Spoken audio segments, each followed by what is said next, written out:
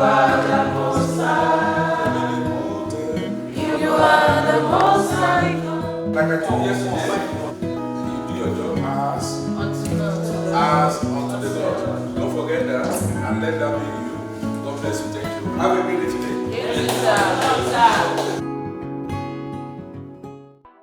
Thank you very much.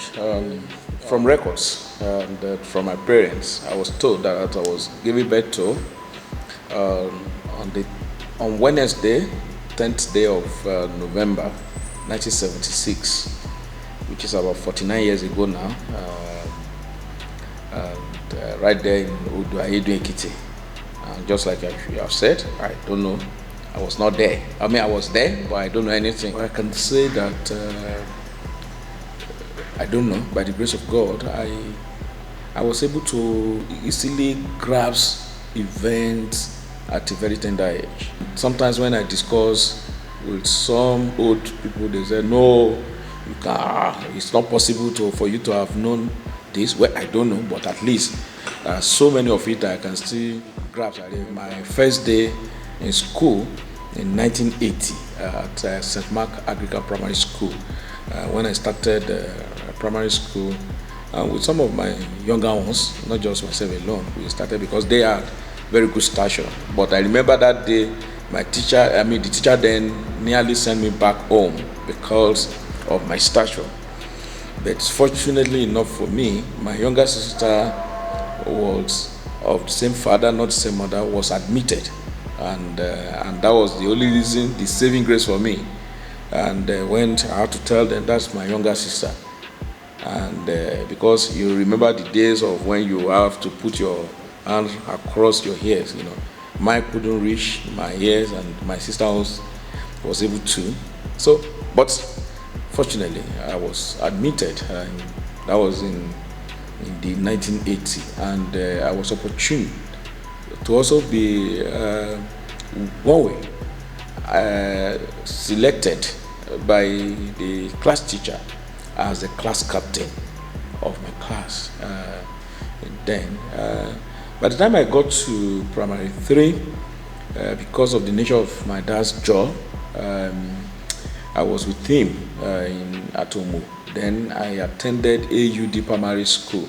I mean, in primary 2, primary 3 because it was 1982. So I was with them at AUD Primary School, though just for a very short time because of the demise of someone I would call my dad's role model. Justice then in Ondo State from Adeoye, Ekiti. Meanwhile, again, at AUD Primary School, I was the class captain of my class when I got there. Coming back again to St. Mark Agricultural Primary School, I was reappointed as the class captain. So I had the privilege of also being the class captain of my set from primary 1 up to primary 6. And as class captain, I was also appointed in primary 5 as the school timekeeper. In 1986, I remember I wrote my common entrance to secondary school, and I was admitted to go to secondary school at Finyifolu Odudu Comprehensive High School. It will interest you also to know that I was the class captain of my set from GSS 1 up to SS3, from primary 1 to primary 6, GSS 1 up to SS3. I had serious issues in coping, particularly with my mom, that I had to assist in her business. There was a time she was running a restaurant. If sales are not that good, I will now carry them on my head as a secondary school student and begin sales around the community. I did all of that for my mom. And again, she has a farm that we have to go to farm after school hours. I'll go to farm. Sometimes we're in the farm till around 8 p.m. Before coming back home. We had that also experience.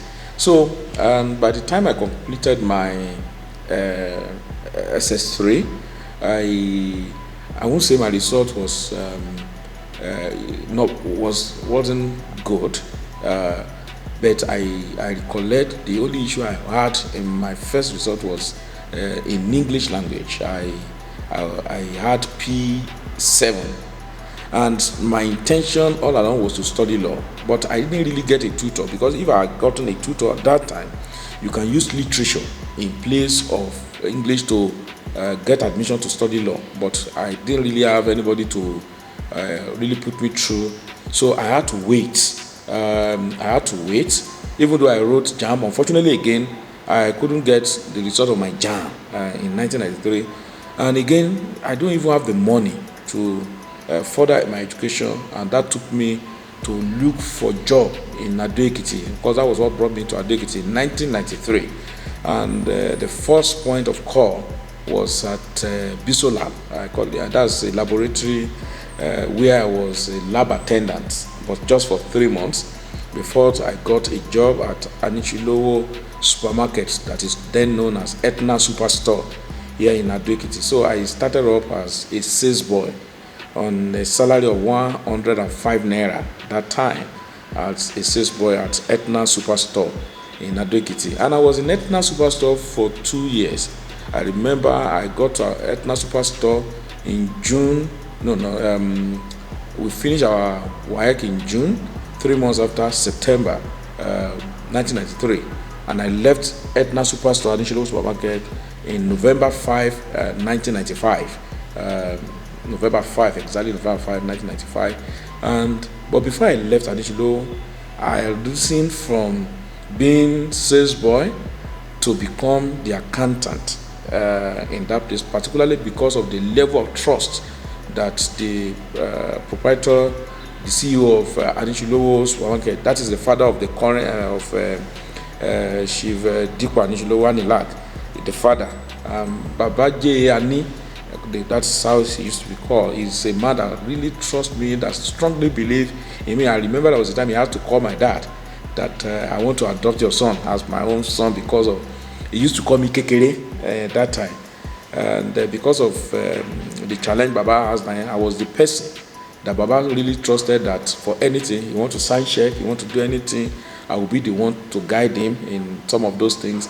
And I remember again that even his money, no matter the level of sales made, I will be the one to take the money to bank, because of the level of trust. So I rose to become his accountant before I left. But in leaving Anichilowo, it was still looking for greener pasture. Meanwhile, I was also sitting for JAM, but unfortunately, I don't know what happened, because everything was just a solid law, no results.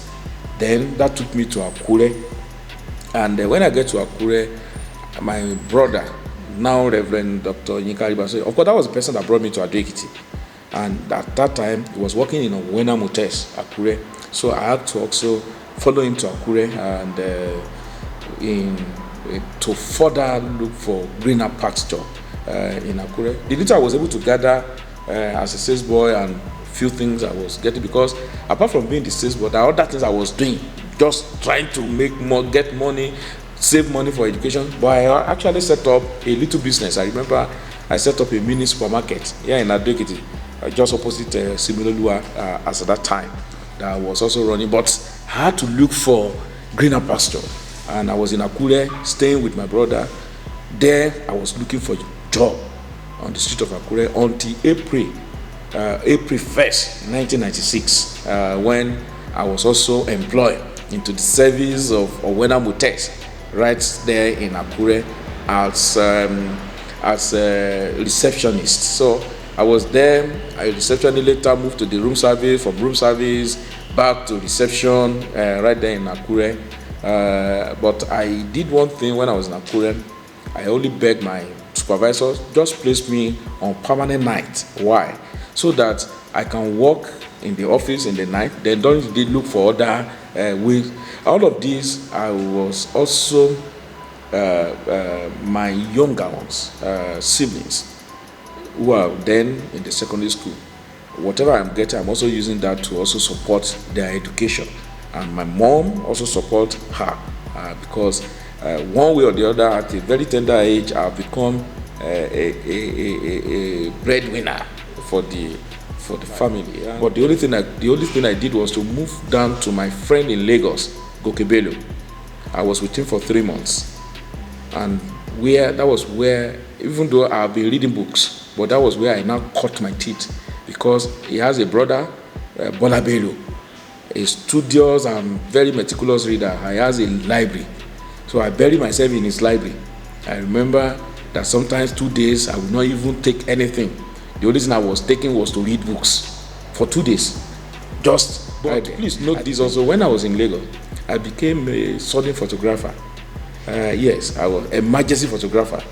That my friend Gokebelo was working in a school, private school, AP College at Iyanejbo.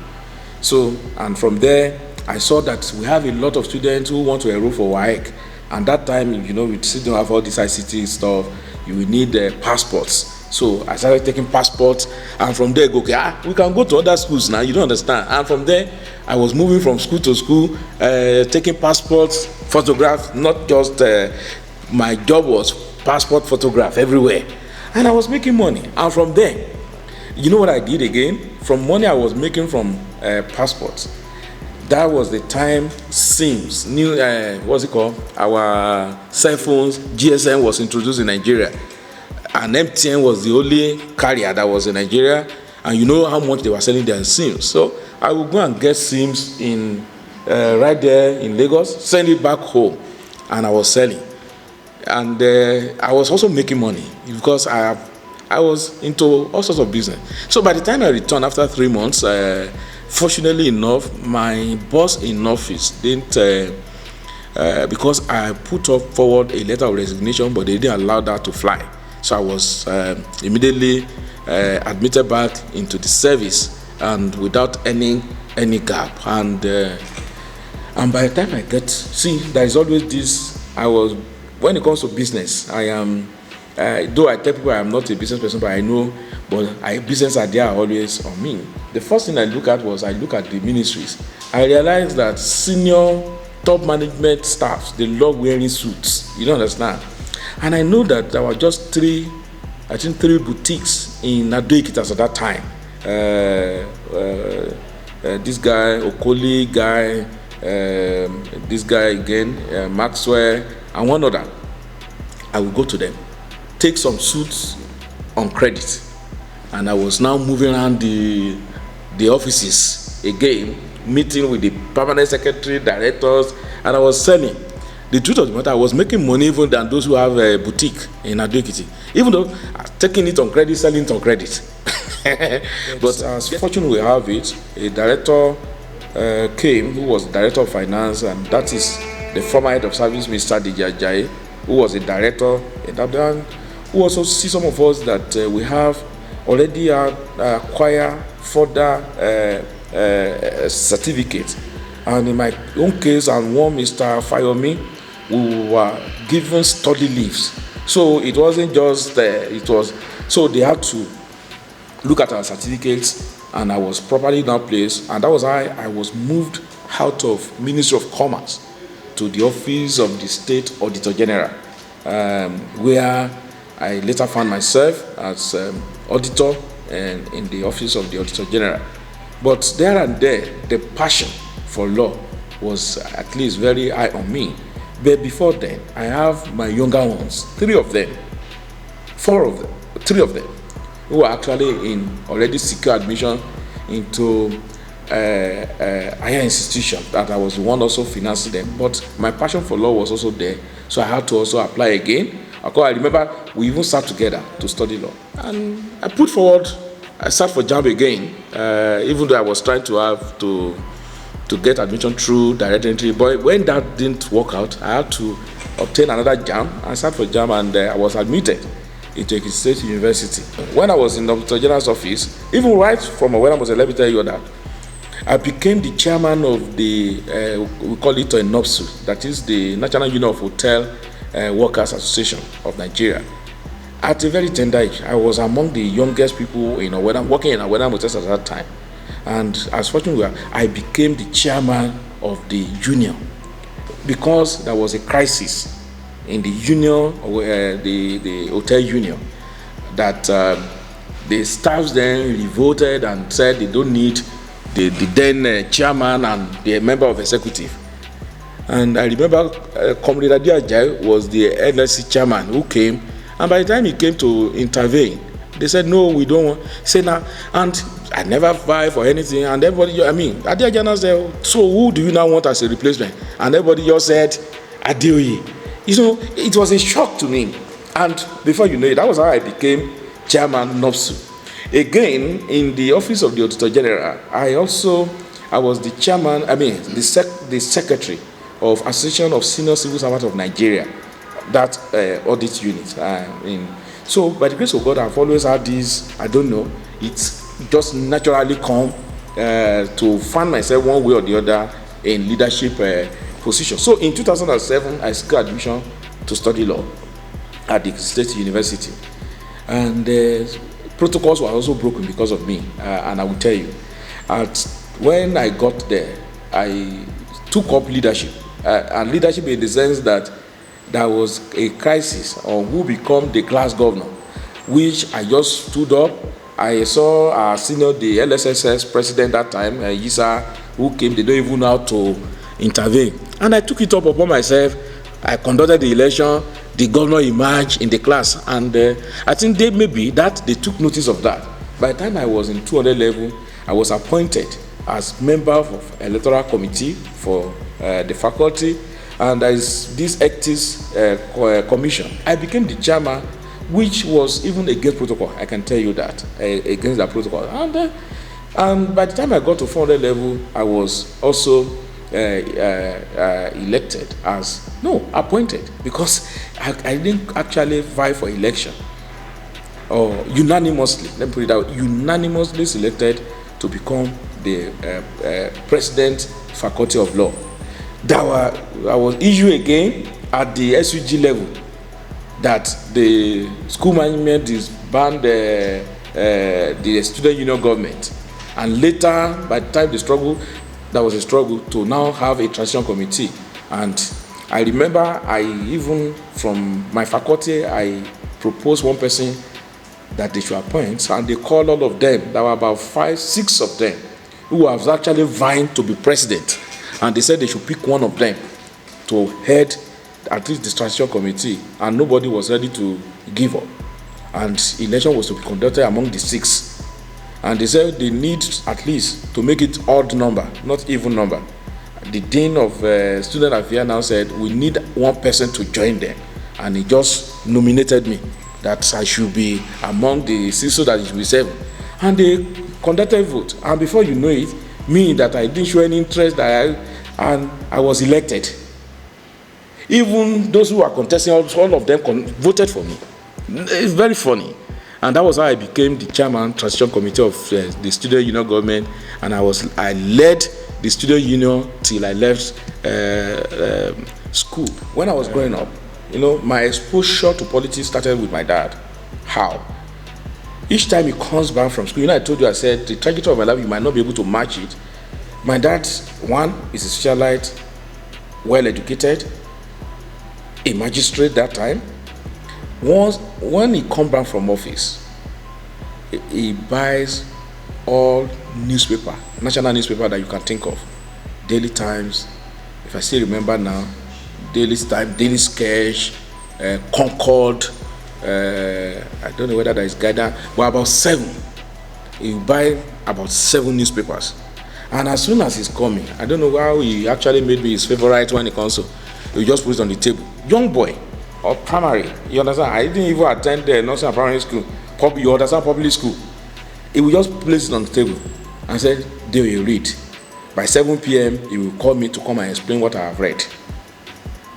But the only thing that always interests me, I'm talking of 83 now, in 1983, around 1983, and it was Awolowo.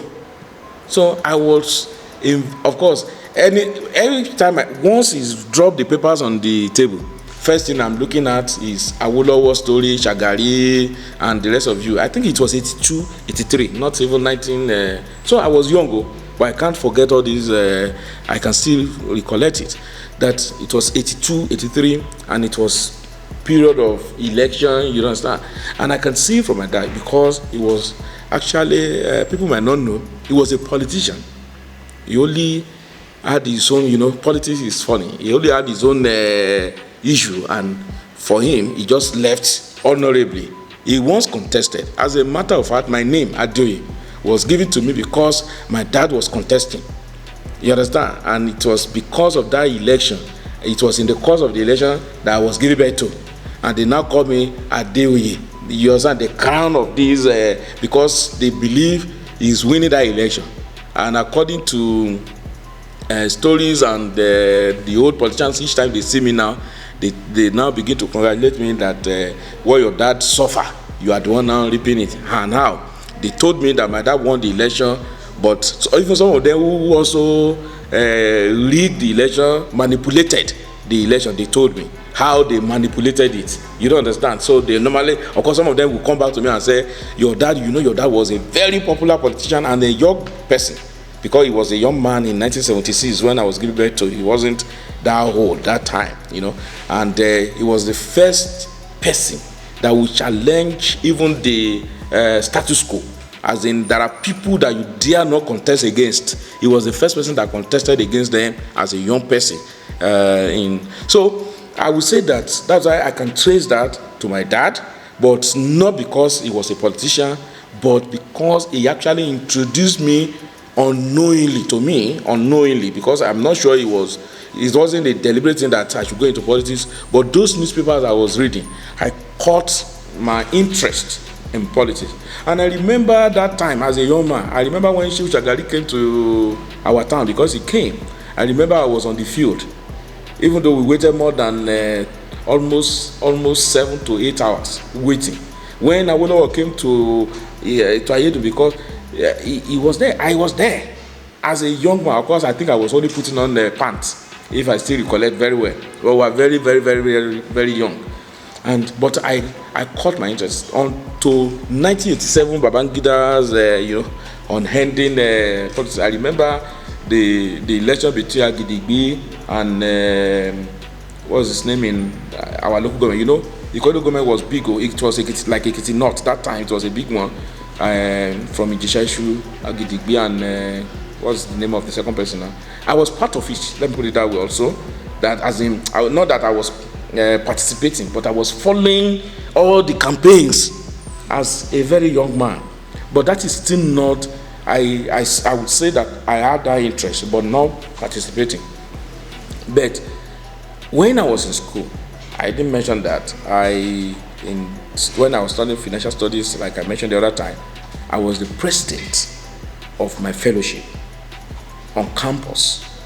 And I used to attend conferences. I attend conferences. And I remember, was it a conference now, I was listening to a message from Bishop David Oyedepo, who quoted from the scripture, even though on a different topic, not on politics, I must say. Ecclesiastes chapter 10 verse 5, where he said, there is an evil which I have seen under the sun, where kings are walking barefooted and the servants are riding on horseback.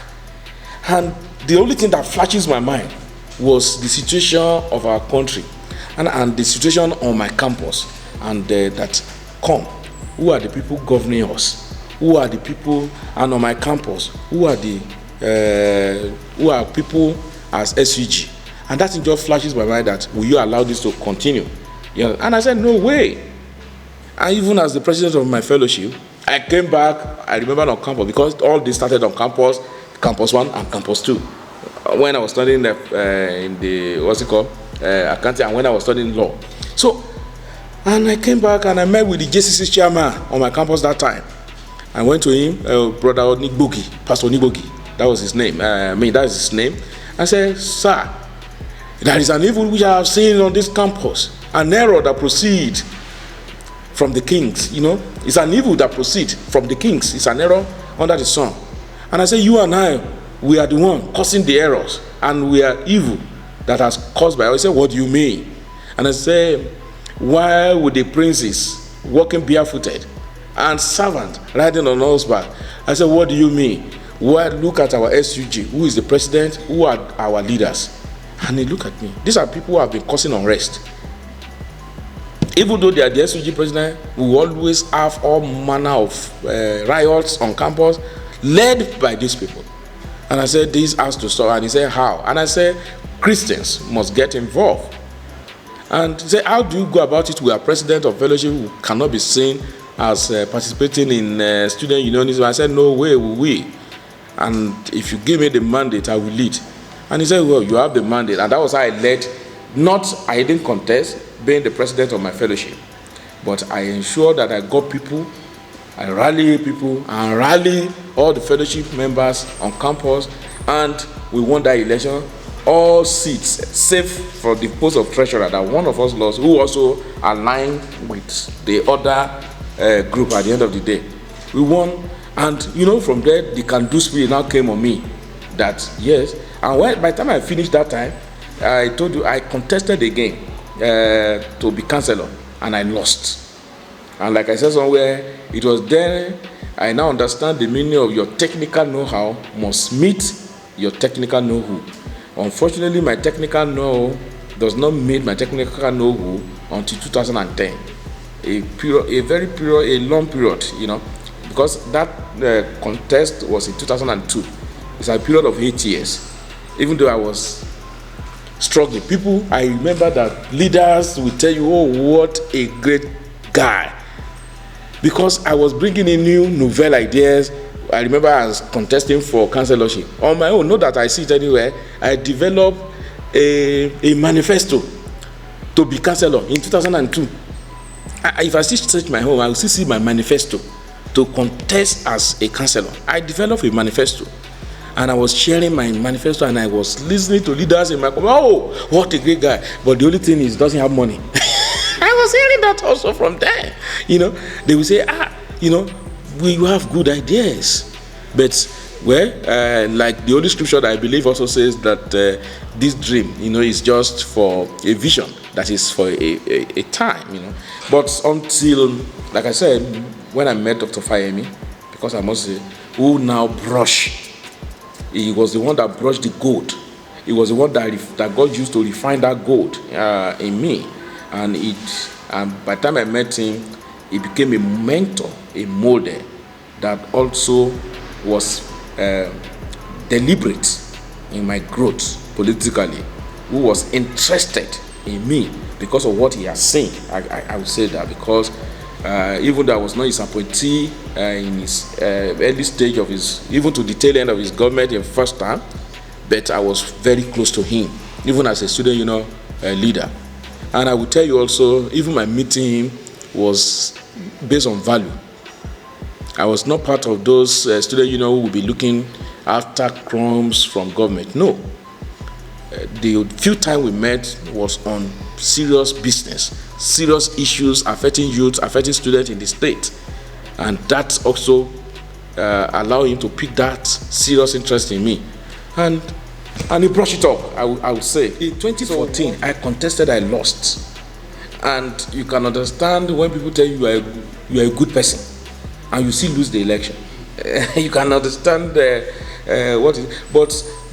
But in all of this, I am the type that has what I call undying spirit. I can tell you nothing moved me. I'm sorry. Experiences in politics, there are so many experiences in politics. There are ups and downs in policies. But the only thing, I've never allowed any of it to weigh me down. Not even my own election. And not election that because I must tell you, 2014, I put in everything into Dr. Fayemi's second term bid of 2014. I put in everything. It was not an easy one. But let me also blow your mind. That night, I slept like a baby after the election. Despite the fact that I put in everything, I remember I even borrowed money. I went to borrow money to conduct the election in my own. I gathered money, borrowed money. So I was in debt after that election. But that very night, I slept like a baby. No. I slept like a baby. I woke up again to reality that we have lost the election. But I was not perturbed because I am that person who believes that there is future. In 2010, before 2010, because we married in 2010, But around 2007, I think we had like 3.5 years coaching. I was the youth coordinator, president in RCG, and pastors will always be. And one thing again, it's not that I'm that old, but because of the fact that I've always been around, because I started up a young person in RCG. I joined RCG in 1990. That's about how many years ago now? And 35 years ago or thereabout, if I'm correct. I can't. 1990 to date. So I joined Redeem at tender age, and I've been very effective in RCCG. And people who have known me believe that this person must have been a very old person, and he's still not married. And I've been in youth activities as far back as 1996. You understand? Coordinating youth in RCCG. I was the youth president of Breakthrough Parish in 1996. So, and I'll be coordinating. And somebody that a face that you have been seeing since 1996 and up to 2007 that is yet to marry. You understand the thinking around there. So there was this prayer here and then. Me, and I was also, my own target was just self-development. I was focusing on how do I my education. That was just everything. But when the trouble was much on me by my pastors, it was this fateful day after service. It was after service. My pastor, Pastor Adeoye, came to me and said, bro, are you saying you have not seen any sister? Fortunately enough, there was only one lady in church with her mom. And I just saw that lady at one corner. I said, sir, that is the lady disturbing me. Not that we had any prayer, of course, no interest before that time, nothing. I just saw because the pastor is disturbing me, I needed to say something. And then he said, that is the lady there delaying me. That was the word I used. And and we laugh it off because it was like a joke, But thereafter, I just realized that from that day on, that sister that I saw, that I said she's delaying me, I always have the interest. You understand? I didn't dream. I didn't have any dream. But I was so much now begin to have interest. And the next time when my pastor saw me, I think 2-3 weeks after, I said, sir, me, I don't have any vision. I don't dream. I have not seen anything. But the only thing is, since that day I mentioned that lady is the one delaying me, her interest, I've started having that interest. And my pastor just said, you better go for her. And I said, no, sir, that is not how we were taught. Sir, our mom, because I remember, though it was a joke, because when I said she's the one delaying me, our mom said, no, look, just get your mom here. You don't understand that kind of a thing. She's not the one delaying you, I said, go and meet her mom. And pastor said, no, you go and meet her. Okay, if you want me to go and meet her. I said, no problem, sir. I went home, picked my pen, and took my paper. I love to write. But this time, what I wrote, I just say, Sister Nike, you understand, good day, like normal dosology, you understand. And I said, I am interested in you, but please, before you take your decision, I want you to consider the following issues. And what are the issues? 32 issues. I wrote 32 issues. I said, 1, I wish you know that I am living in just one room apartment. Number 2, in that one room apartment, I have 5 of my siblings stay with me. Number 3, it is not just 5 of my siblings. I have other friends who are living with me in that one room apartment, 11 of us in number, in one room apartment. Number 5, I might not get the sequence again, but I say I am hot-tempered. Because that time I don't know why, maybe because of the prayers, and I know I was hot-tempered that time. I said I am hot-tempered. Number 6, I don't have a father, and I don't have a father who can even cater for me. As a matter of fact, number 7, all my siblings I mentioned, I am the one responsible for their education and everything about them. Number 8, my mother is not working, so she's dependent on me. Number 9, I just listed everything that I believe that no lady, I don't know, I'm not sure any lady will sit there and say I want to go with this guy, but the only thing that was positive, which is number 32. The number 32 was notwithstanding everything I have stated above, I am that guy who has a future ahead of him. I am ambitious, and I believe I have a tomorrow ahead of me. So please, based on this, you can make your choice. but I didn't allow my pastors to see it. I went to hand it over to her. I invited her and I gave her a copy. No discussion. I said, sister, please, you can look at this if you are so. But it took her 2 months to come back to me. I remember July 22nd, 2007, when she called me that, bro, let's meet. And to me, the only reply I was expecting, the only response was, well, I have read what you wrote. I am not interested. But funny enough, we met, or we went to meet in church at Omissionjana. And I said, well, I have discussed with my mom about this. And my mom said, if this person could be this transparent, could be this open, I think that is the right person you should go for. I said, really? So what is your own decision? That's your mom. He said, well, that is my own decision too.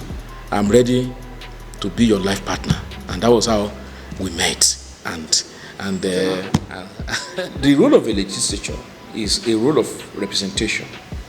You represent your people. But where they have asked you to go and represent them, you make laws. Not just that you make laws alone, you oversight the executive. Not that you oversight alone, you also monitor. And I am going to explain that. I said representation. Representation is why it is called parliament. Because all the people cannot just come and sit down and say, this person we have elected as executive, this is what we want you to do for us. So the people now decided to give their mandate to selected representatives to go there, that our interest in government, through you, our voices must be heard through you. That is the primary aim of having elected representative, because you have given the mandate, or people have surrendered their sovereignty to one person.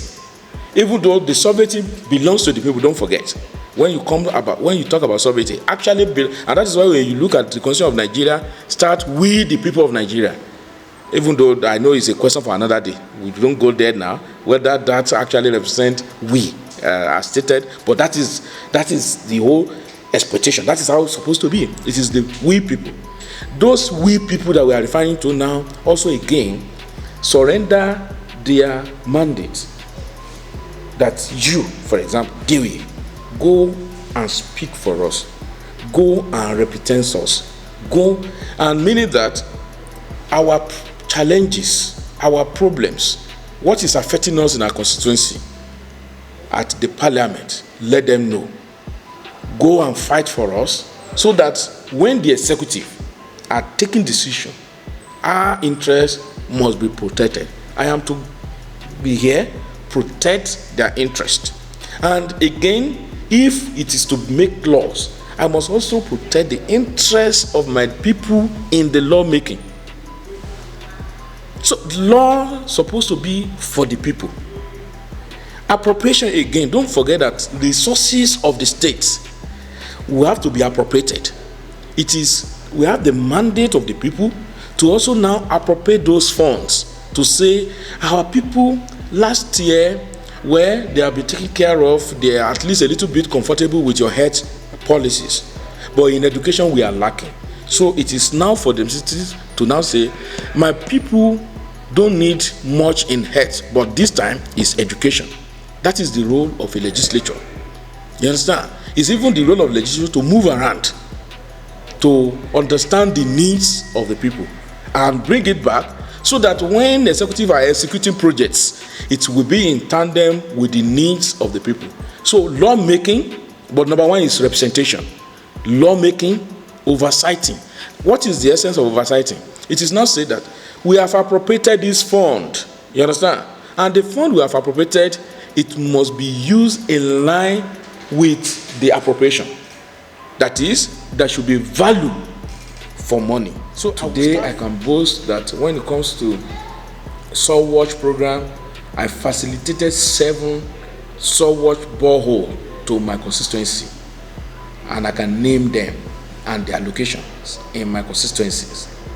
But unfortunately, what people expect is that the day you become an honorable member, you are open to what's the name of that bank that now became Wema Bank today? They call it Agbomagbe. That is, you have a resources that is and expectation of the people. They don't even care about the law you make. They don't even want to know. So the focus first, and I think orientation we need, that the role of a legislature is representation, is about making good laws and about oversight function. But again, I will ask myself, have you also done that? I can tell you that I've reached out to my people in all phases of life, either in human capital development, like facilitation of employment. By the grace of God, I know the numbers which I am not going to mention.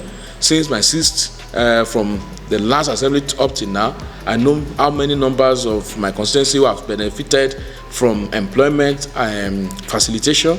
I've facilitated some youth into agriculture who are also beneficiary of agricultural projects or in the state, either under YSJ, even then under YCAD, even in 2014. That was not as a parliament, but again I mentioned the issue of borehole. I mentioned and also facilitated health centers, construction of health centers, and they also facilitated some roads to be constructed in my state. Even though personally, I also dug a motorized borehole for my people. I've done grading of internal roads in my constituencies. Again, recently, my site was suffering from having issue with electricity power. Part of what I did was to also facilitate the extension of the newly substation at Ijishaishu to Kianu-Daedu. And not that alone, even personally, on my own, again, ensure that the part of Odaedu that has been in blackout for almost a year or plus now, have been, they have their light restored and they're connected to the national grid, and they enjoy that light now in my community.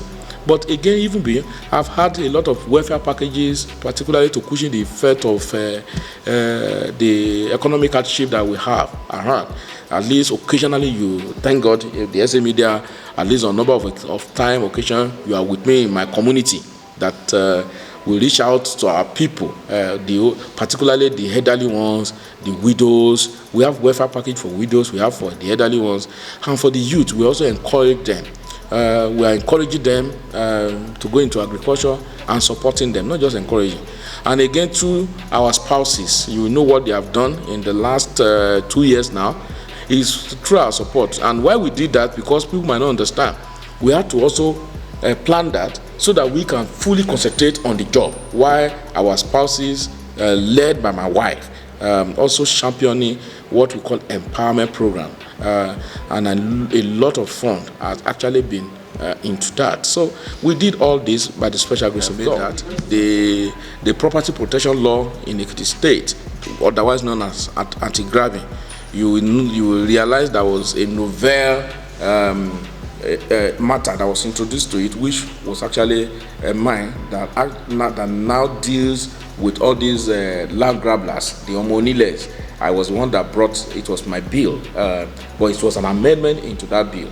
I also remember that I had a bill on electricity board that time, which today now, by the grace of God, has helped the governor to expand what they are doing on electricity in Ekiti State.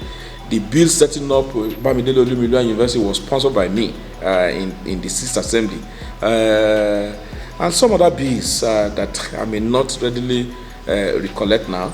And I can tell you that some of the bills today, I can say I can take credit to some of it, which are also sponsored by members. Because as the speaker, I don't want to descend into the arena, but I allow my members to take some of these bills, which are our initiatives together. Let me put it that way.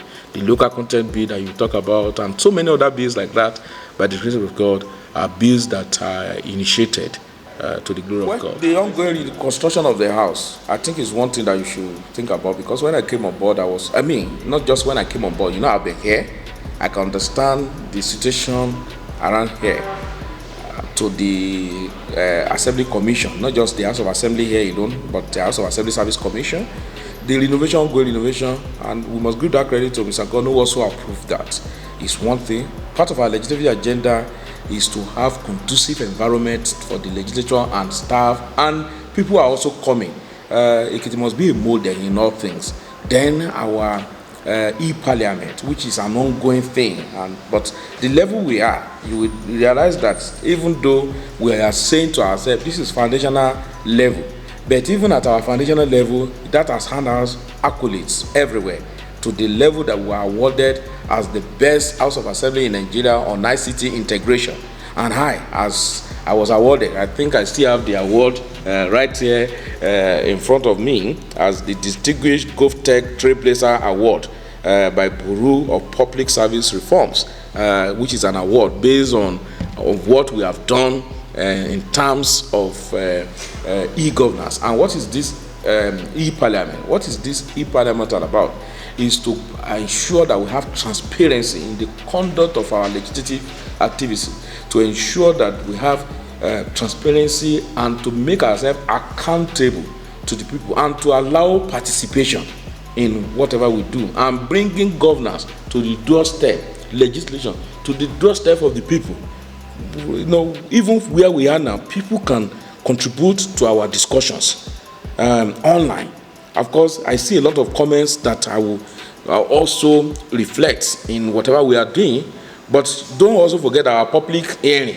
People can now contribute even live, but we still have where we are going. We are going paperless to ensure that we are not running behind behind time. You understand? So that is for our e-parliament. And recently, you are aware that we introduced, not recently now, about a year ago now, House of Assembly which is supposed to be a legislative house, supposed to be an independent house, but our staff will still depend on the executive to get their loans or whatever. We now have a loans board that is working under my watch by the special grace of God. We have also ensured that welfare package for staff and members of the house were actually prioritized, you know, and all of this we have done by the special grace of God. Just recently now, you just procure a coastal bus. This house, I'm not sure if we've ever had a coastal bus in the history of the State House of Assembly. Today now we can say we have one, and we have had series of engagements that have impacted the people of Ekiti State, and we have, with the grace of God, we have placed Ekiti House of Assembly and I would say Ekiti State at the roadmap to become a signature in Nigeria by the special grace of God.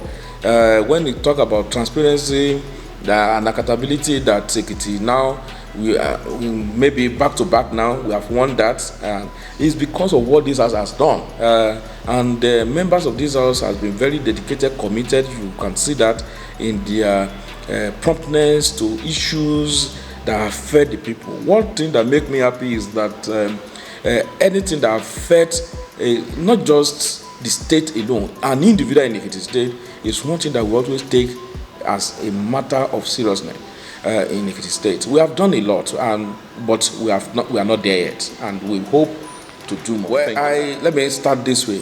I am a Christian, a believer, and that I believe that I so strongly believe in the place of God in everything I do, the place of God. But there is no human being on earth. If the day you stop aspiring, that is the day you die. But I'm not ambitious. You know, there is when it comes to being ambitious, you can now begin to you do things in a way that is. See, my life, I am only concentrated on my job. Because if it is the aspiring to become this, to become that, no. The only thing I want to be is to be myself. The only thing I want to be is to beat my own record. The only thing I want to be is to be where God wants me to be. So the only aspiration I have is the aspiration of where God wants me to be at a time. I have no ambition, as in, but I told my wife to be there, that I am a guy who has a future ahead of him, who is ambitious, not in the context of how people sees it. So this one, see, if it is to do my job well, is what they mean by aspiring. Please, I will aspire more. I want to beat my record. I want to continue to make impact I want to continue to set records. And let me tell you, there has never been anywhere I work in life that I don't have that record. Either as a student union leader, either as class captain, because God has also endowed me, and I will not allow those endowments to die. One of my prayers in those days, I remember when I was in school, is that I want to die empty. People don't understand that prayer. I don't want those things in me to remain there and without exploiting it. So I must exploit what God has embedded. I won't say because people says you have an aspiration and now sit down, don't do what God has asked you to do. So my aspiration is to become what God wants me to be. Thank you. The achievements recorded so far in Ekiti State House of Assembly wouldn't have been possible if we have not enjoyed the cooperation and support of His Excellency Governor Biodun Abayomi, who I regard as a Democrat and a refined gentleman, and who has understanding, and is a man that all of us love and respect, and it's our wish for him that God will continue to lift him, and as we work together. But you know that we have that understanding, and which has also bred the synergy and cooperation that you see. He's a great governor, and no wonder he has actually won that award again, the Silver Bell Man of the, Governor of the Year. And I must also use this medium to also congratulate him, and his humility is also second to none. So congratulations, Governor Biodun Abayomi. Thank you very much. Well, my only advice I would say is that there is dignity in labor, dignity. And I will also tell them, if you are pursuing money, money will run from you. What they need to pursue is value. When you pursue value, money run after you. When you pursue value, there is this mathematical approach that I always use. Approach to life. 2 billion multiplied by 0 will give you what? 0. So people also talk about grace and grace. Grace, when grace come over your life and meet nothing, it will leave you with nothing. Grace multiplied by nothing will amount to nothing. So that grace, you must be seen doing one thing. I love quoting Bible. I read in the Bible when they say, and Isaac sow. He first of all sow before he prospers. And one thing that I've learned in life, which I also imbibe, is that after one achievement, it is not time for you to go and relax. It's time for you to re-strategize, to continue to have further vision. So, and again, it's because some youth don't have vision, and that's why they don't work. When you have vision, then you begin to pursue. But it's not enough to have vision, you must be ready to pursue. Where the Bible says in Habakkuk chapter 2, write down the vision. It didn't say write down and go and sit. You write, you watch, and to ensure that it comes to pass. So we continue to pursue. So my advice to them, please, youth, have vision, pursue vision, and explore. Thank you.